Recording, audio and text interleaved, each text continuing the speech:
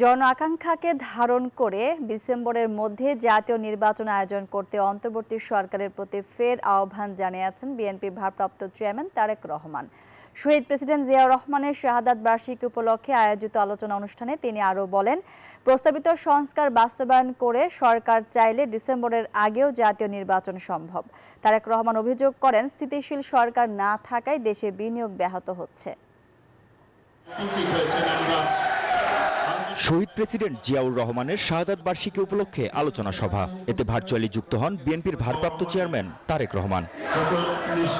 আলোচনায় অংশ নিয়ে বিএনপির সিনিয়র নেতারা বলেন, বাকশাল থেকে দেশকে গণতন্ত্রের পথে ফেরানোর সফল নায়ক শহীদ প্রেসিডেন্ট জিয়াউর রহমান। বক্তাদের অভিযোগ, নির্বাচন নিয়ে সরকার টালবাহানা করছে। মাননীয় প্রধান উপদেষ্টা সংস্কারের এই সমস্ত বাহানা করে নির্বাচনকে বিলম্বিত করবেন না, জাতির মধ্যে বিভক্তি সৃষ্টি করবেন না, গণতান্ত্রিক শক্তি সমূহের মধ্যে বিভক্তি সৃষ্টি করার মতো কোনো শক্তিকে সুযোগ দিবেন না। শহীদ প্রেসিডেন্ট জিয়াউর রহমান যে আদর্শ, যে নীতি বাংলাদেশে প্রতিষ্ঠা করে গেছেন, তাকে আমরা ধারণ করি, তা নিয়ে অগ্রসর হই, তাহলে বর্তমানে যে সংকট বাংলাদেশে, গণতন্ত্রের সংকট, আমরা সেই সংকট থেকে উত্তরণ করতে পারব। ভার্চুয়ালি যুক্ত হয়ে দলের ভারপ্রাপ্ত চেয়ারম্যান তারেক রহমান জন আকাঙ্ক্ষাকে ধারণ করে ডিসেম্বরের মধ্যে জাতীয় নির্বাচনের আয়োজন করতে আবারও সরকারের প্রতি আহ্বান জানান। কম বেশি সকল বিষয় অধিকাংশ দলগুলোর মধ্যে একমত রয়েছে ডিসেম্বরের আগেও নির্বাচন করা সম্ভব।